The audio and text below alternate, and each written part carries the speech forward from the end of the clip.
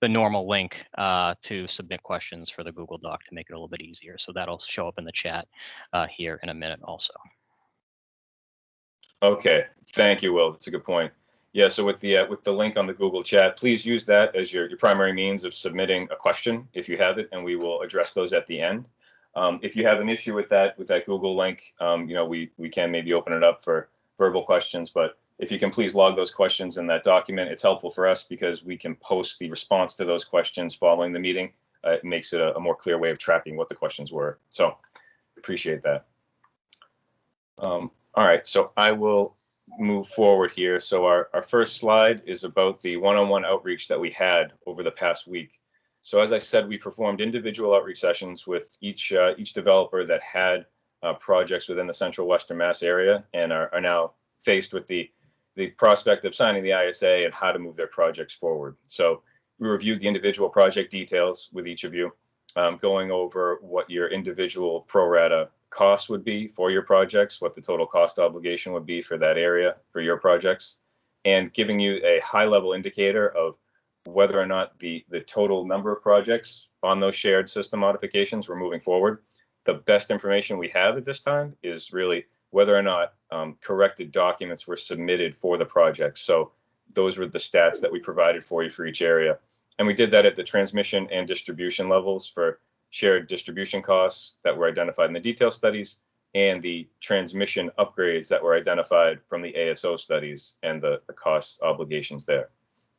So some of the themes we had from the feedback of those sessions was that it would, not surprisingly, due to the challenges and the high cost of the upgrades in these areas, many projects were in question of whether or not they could actually move forward. So project feasibility was definitely a concern from most developers. Queue position was very important, understandably, as that affects smart allocations and incentive payback, which affects the financials of the project. And there were also timing concerns that we saw about progression of these projects and also relative to the projects within the next groups that are currently in formation in the same area. I understand that many developers on the phone have projects that span both groups. They have projects that receive detailed studies and they have projects that are entered into the following group studies for the area. So timing concerns about how we move forward and making sure we don't reach stagnation in the area. So from those meetings, this is where we developed an additional option of how you could progress these projects that receive the detailed studies in October, and we'll go over that right now. So this additional path forward, just for the ease of reference here, I have a couple definitions on the first bullet point there. So when I talk about existing studies, those are the ones that receive their detailed studies earlier in October. So that's the existing studies when I refer to those. The new projects, the new cases that have not yet been studied, but are currently in the process of group formation, according to the group provision within the tariff, I'm calling those the group in formation. So when you see ES and GIF in these following bullet points, that's what they refer to. So what is this path forward? It is a method where we would have the existing studies, they would be allowed to be incorporated into the groups that are in formation as a preceding study. So that's saying that any of your projects right now, if you so elect, could be moved forward into the next group study. And we would need confirmation from you about that case that's in the queue right now before the close of business on November 30th, which is when the enrollment window for that group will close. So as we mentioned in the previous call, the 40 business day window for that group actually ended on the 16th, but we've elected to keep it open a bit longer, given the situation that we're seeing in this area. So if you do want to move your project forward into the next group, and once we get through this option, it sounds appealing to you, we ask that you submit through a notification in Chatter on that project case saying that you elect to be in the next group and would like to move forward with that approach. So this would mean that any new members going into the group are all going to be treated the same. So whether it's a brand new project or your project that's being moved forward based on this path forward, all members would still need to sign a group study agreement and make a group study payment to go ahead with that work. This is new and distinct study effort that has not previously been performed. So that would require payment from all members of the group that are looking to take advantage of that analysis. That being said, knowing the amount of work that has been done in this area to date, how from our distribution planning and transmission planning folks, both of them will leverage all the effort and modeling and work that they can from the existing studies. But the study effort itself is still new and distinct. So it may not be going back to square one, but it is still a new effort. So that's why we're requiring new agreements and payment from everyone. Moving down here, moving your existing study into the group will maintain its queue position, so long as you are using the existing design documents that you have. So the document corrections that we've requested would still, we would still look to have those submitted. So that would be the design documents that would end up being used as the submission for your entry into the group, into the new groups. Any projects entering the group will be subject to the group study provisions and the study results. So as we mentioned before, the group study approach is required to consider whether or not an individual project could be divorced from the area solution. So if any single project or small subset of projects within the group could have a solution that is not impactful to the overall area solution and is not intertwined with the area solution, as we've discussed before, those projects or that project would be moved along a separate path and would be progressed on an individual basis if it's possible to do so. But we won't know whether or not that's possible until you get into the study and the study analysis has been performed. So there will be checkpoints during the group study process in accordance with the tariff of how reporting and communication needs to occur. So once you get into the group study, that's where we would know a bit better about how that would look. So a little bit more on this path forward here. The solutions are stemming from the feedback that we got from all of you over the past week and a half. So what this is an attempt to hear exactly what you had to say. We contemplated the suggestions that we had in those one-on-one outreach sessions, and there were a few suggestions that we received after the last group session, and some other suggestions from folks in this area as well. So we tried to take the common themes that we saw from all that outreach and use this approach, which seems like a path forward that may be appealing to most. So the projects at this stage, we feel they don't appear to be speculative. So by that I mean, but in talking with all of you, it seems like the projects and the stage of progression of those projects is at a point where they are serious. That it is a project that you all would like to see go through to interconnection, and there are steps that you've taken at various degrees of each of your projects to move them forward and make them be more serious and get them ready to go. So this is really meant as a pathway for anyone who really doesn't wish to withdraw, hasn't invested a bit in their projects. However, you're at a stage right now where you can't see signing the ISAs that are out there at this time based on the system upgrades that are required and the current cost allocation that is required because of the pro rata share approach and how many megawatts are associated with those upgrades. So this is meant to be an alternative to that, which hopefully will work and be agreeable for some. It's understood to be the most viable option for the area.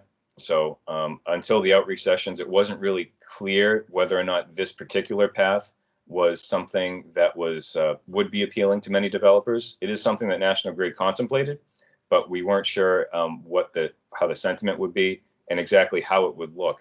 And after hearing how that this approach or something similar to this would be something that many customers seem to be agreeable with, or something they would want to pursue, this is where we vetted it out more and are able to present this path to you today. Another benefit here is that it does avoid the stagnation within the area. So it's a path forward without putting projects on hold indefinitely until some future date where the landscape and the tariff and requirements may change. So this will keep things moving forward so that we can avoid having to essentially put a halt on all DG projects and progression within this central and western, really a very large swath of our service territory in Massachusetts. So it is an attempt to keep things moving forward towards clean energy goals. This is a one-time solution. I want to mention that we don't foresee this ever being needed in the future, because of the fact that we're in a transition period as we are going from the existing way or the old way of the tariff relating to groups and area analysis, and the more formal group study provision that is now officially part of the tariff. That is what will be leveraged in the future. The clear steps and process within the study is what will be obviously observed in the future. But as we're in this kind of unique transition period, again, this is the solution that we thought could work to kind of get through this time of the tariff. And it does require commitment. So this is not kind of a I don't know. This is not any real. It is not a true compromise, right? This does require commitment on the part of the existing studies. So group study fees, as I mentioned, and would apply, and all the provisions of the group study will apply to all members as they go forward. And group study timing and scope and what each of the groups really look like for their study work will be discussed in the scoping meetings, which are planned to take place in December. We don't have the official date on the calendar yet, but the tariff timing allows for a date within December. So we're looking towards the early December timeframe to schedule something for scoping meetings. So this last slide is to summarize really what the paths forward are for each of your existing study projects at this time. I know there's been a lot of discussion, and we have had a lot of outreach. I hope the outreach does kind of reflect the amount of consideration that we've been giving to this matter, and we want to make sure that that there is the best options possible available to you.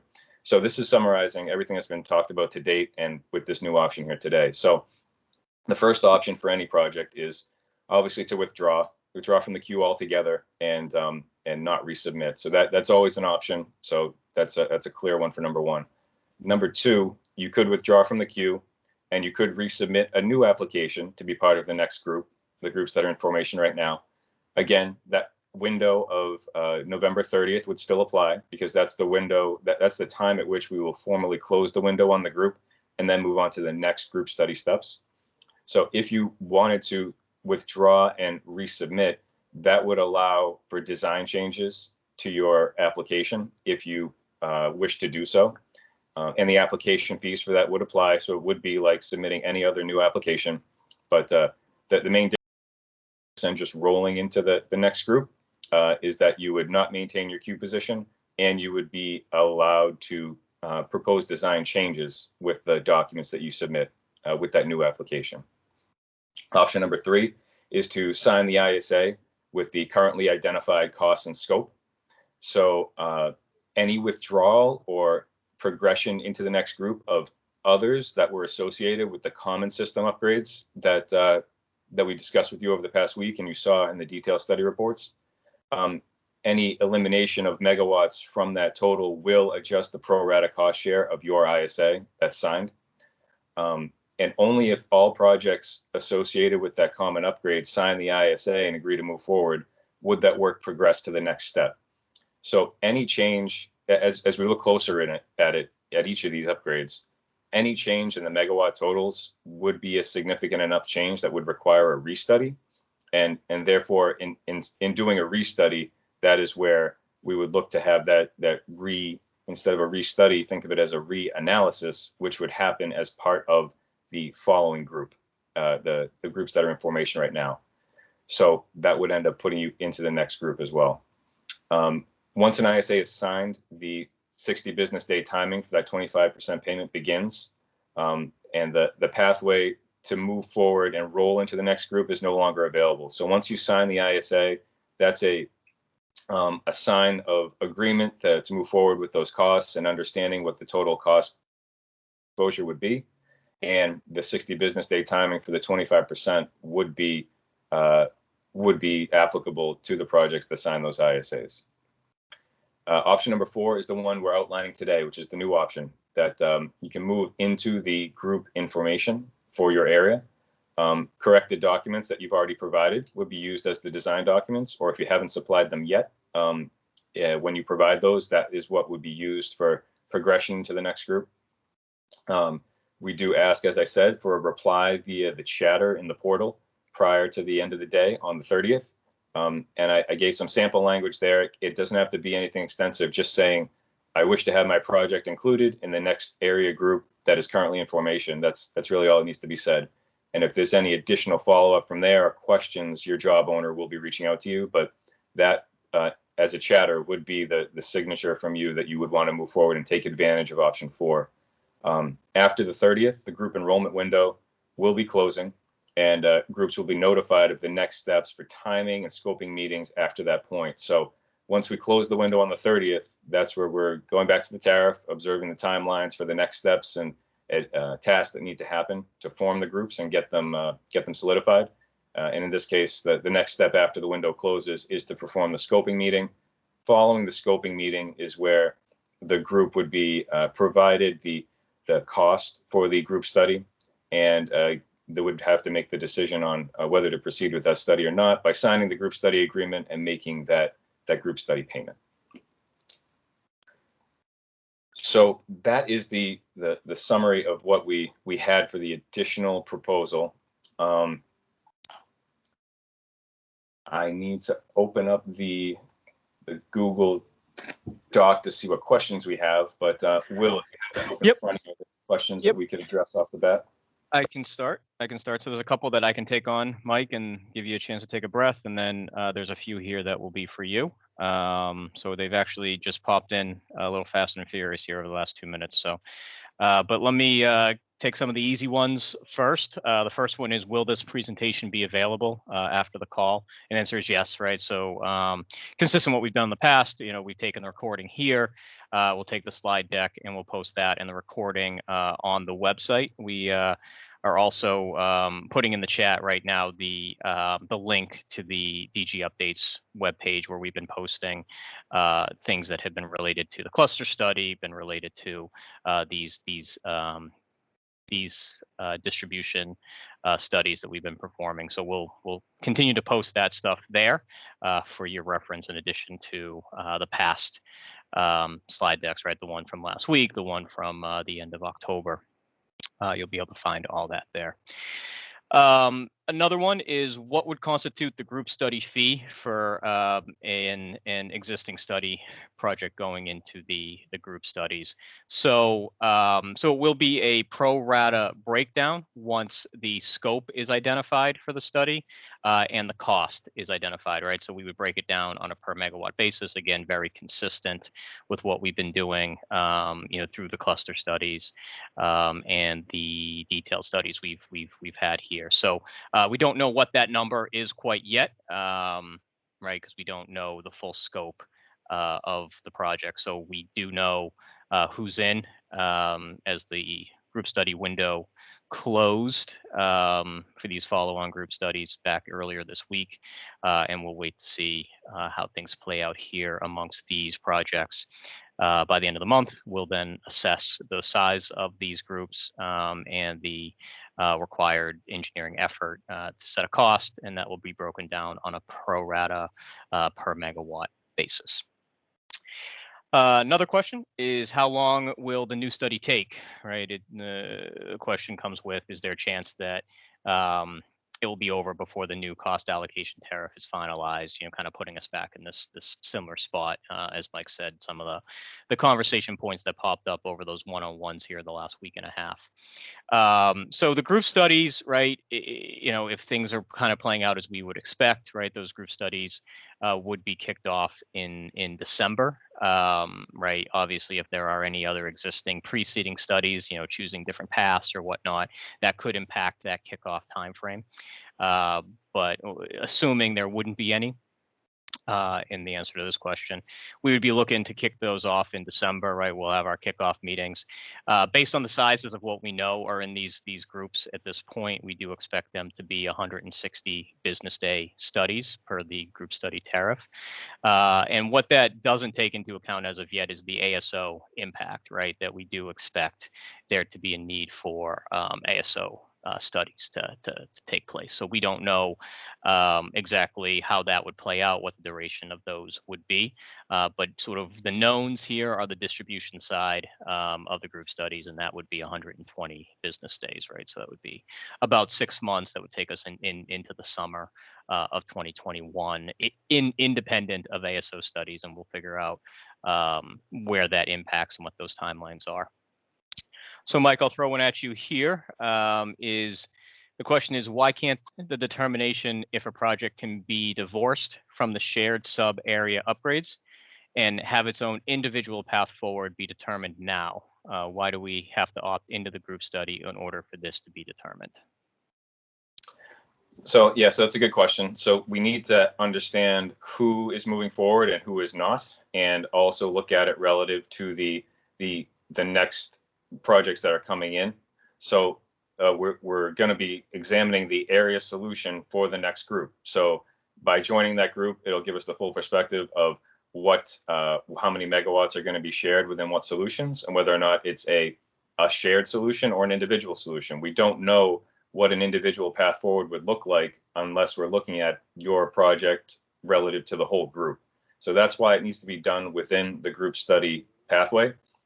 Otherwise, so with the solutions that you have in front of you now, the solutions are what they are based on the total number of megawatts that we have in the area.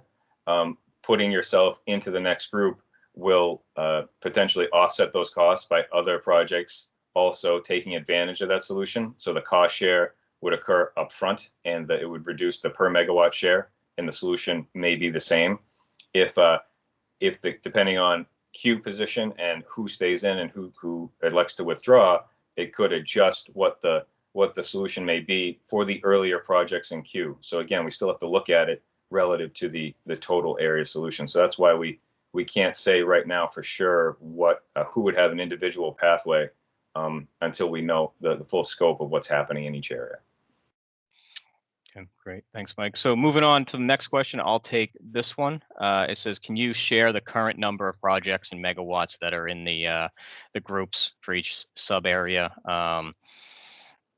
Right, then there's some other wording around here, but why would anyone expect that the next area study results would be substantially different from the first round? So just to take the first half of that question, so we will, in the group study kickoff meetings, the ones that'll be happening in December, be able to more formally communicate, right, the number of projects, the number of megawatts, who is participating in that group. So that'll be when it's more formal. For right now, we've actually been posting based on the ASO guidance, right, that, was interim guidance, this time last year, and then more recently, a few months back, became, just through an order from the DPU, permanent communication guidance around ASO studies. So we've been posting on that same website that we posted the link for, what's called an E7. It was an A7. It is now an E7. And it is communication that is posted every 2 weeks around projects that are, were originally pending the completion of the cluster study. We sort of changed the terminology as the cluster study has finished, right? But those are the projects that have been waiting to move into group studies. So we've been posting a list of how many megawatts and substations, right, that those are on right now.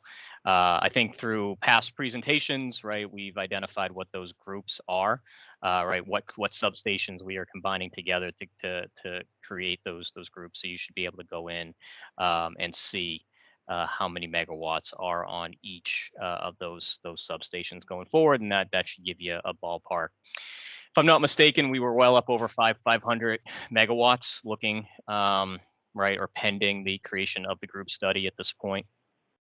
And I think it was like 540 something the last time we had looked. But you would be able to go on that updates page and be able to see those updates. And I think we just posted one earlier this week for the mid-November update.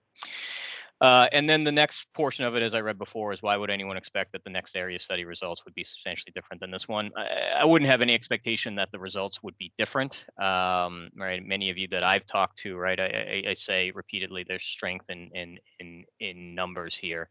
The idea really is right to get more megawatts in queue. Right, we saw a lot of attrition over time.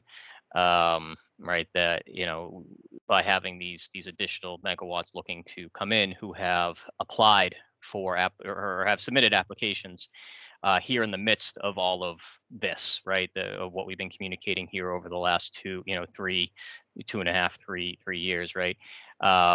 Have still been submitting applications on these substations, on these feeders in this area. So the assumption is that those projects are fully aware of what it is that they're looking to do and the climate they're moving forward in. So as we can get more projects to spread those costs out, right, there may be the possibility for additional modifications that are going to be triggered based on the additional megawatts. But there should be no expectation that there's going to be less work that needs to be done. The idea is that there'll be more megawatts sharing in that cost, and it also allows us to move sort of provision that has more guidance around moving these forward, in addition to the pending 2075 that we discussed last week, and moving into that. So Mike, another one for you. This one is, can you reduce your size if you move into the next group in formation, option number 4, or do you need to maintain the system size? So it's a good question. Moving into option 4, if you're rolling into the next group, it would require no design changes. So even if you are reducing size, that could still be very impactful to the area solution about how we rearrange feeders, how we, the solution sets that are developed. So in order to maintain queue position and maintain fairness, that we would look to have the same design as you currently have if you are moving forward into the next group. That being said, the group study provision itself does offer opportunities for the group to coordinate amongst itself on any design changes to individual projects that may collectively benefit the group, or may, for whatever reason, if you want to make a design change, it's up to the group to kind of agree that that would be an acceptable path forward if it has an impact on study timing or costs. So you do have chances once you get in the group to coordinate amongst the group to be able to make some changes, but moving from where you are right now into the group formally at this time for option 4, there would be no design changes allowed. Thank you, Mike. So there are a number of questions. I'll just read through here quickly, but I believe that they've already been answered. This is what cost per or per megawatt are expected for the next study, as discussed, right? That we'll scope that, we'll determine that cost, and it would be broken down on a pro rata megawatt basis. What's the total megawatts in the following group study? As mentioned, if you want that information now, the E7, most recently posted this week, would give you an idea of how many megawatts are in those follow-on group studies and the substations they are tied to. Does the group study require a new ISO ASO study? And the answer is going to be yes, right? Or the assumption is going to be yes, that a new ASO studies are going to be required. But we'll dive into that, right? We'll create these groups, we'll engage the ISO as we have in the past, and work with them. There's another question here about the anticipated duration of the study. As mentioned, right? Right, we're looking at, based on the size of these groups, number of megawatts involved, we are looking at probably 160 business days, the max amount of time provided in the group study provision, with the expectation that there will be ASO study timelines that are undetermined here as of yet. Throwing back at you, Mike, can we make in-kind changes if we move forward with option 4, right? Example is switching inverters. So that does get challenging, because many times in-kind changes would also incorporate other design elements that would get affected.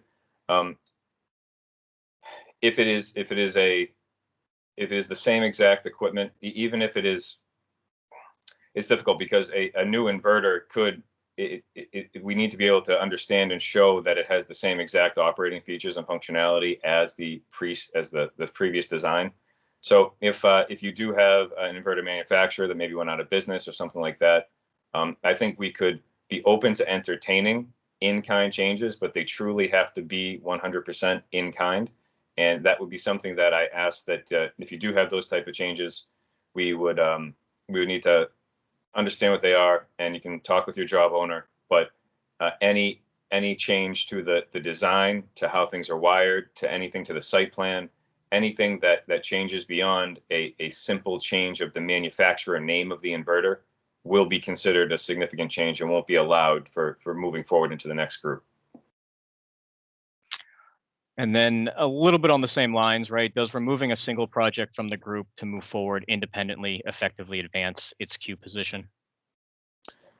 So that keep in mind that queue position is based on the date the application is deemed complete, and it's used to establish what path forward you're able to take. So by moving forward independently, you're not advancing anyone's queue position or adjusting them. You are just progressing them down the appropriate path based on their spot in queue, and that project is still responsible for the system upgrades that are applicable to that position in the queue. So although if we were able to find an independent solution that would divorce you from the group for one particular project, that project may get through the study process more quickly. However, it's still in the same queue position, still responsible as everyone else would be for whatever upgrades are required at that queue position. It's just a matter of how the study portion is able to progress. And realistically, if we think about that over the entire service territory, I know historically queue position has been what's my position on the feeder. But as we've seen with these projects and kind of the situation we're in right now, the queue has always been a global queue. It's always based on the date your application was deemed complete and where you fall within the entire queue positioning of everyone on the feeder, on the system in our service territory. It's just now that we're getting to the point of needing to contemplate your queue position relative to multiple substations within an area as opposed to just on a single feeder. So I just say all that to reiterate, we're not doing anything differently. It's just you're seeing the effects a little bit differently due to the landscape that we're in right now. Okay, great. And Mike, I'll bring this up. I don't think it's a question, but I do think it's worth reading, right? That someone did say, just as a follow-up to the inverter change question, in some cases, because of the prolonged timelines, we're seeing these group study projects, some of the inverters being spec'd or being discontinued. And then it's just the nature of, right, the industry. So I think we are aware of that, and we'll continue to take that into account, right, as we have seen some of these projects, right, being queued for a while. So there's a few more, a lot of good questions today. So the next one is, any chance of waiving the study fees for these projects, since all previous study info that we've paid will be leveraged, right? Study fees could be placed on 500 megawatts. So we have this information. It's not that we're throwing it in the trash and we're never going to use it again, but this is a full-on new study, right? The study is going to be different. There will be additional inputs, additional projects, locations of projects are changing based on attrition that's happened in the past, and the new sites of the projects in these that have been sitting and waiting to be part of the group study. So it is a different group study than what we've conducted in the past, and there will not be waiving of any study fees or transferring study fees to projects that would be new to the group. So those fees, as discussed earlier, on a pro rata basis, will be broken down across all projects in the various groups.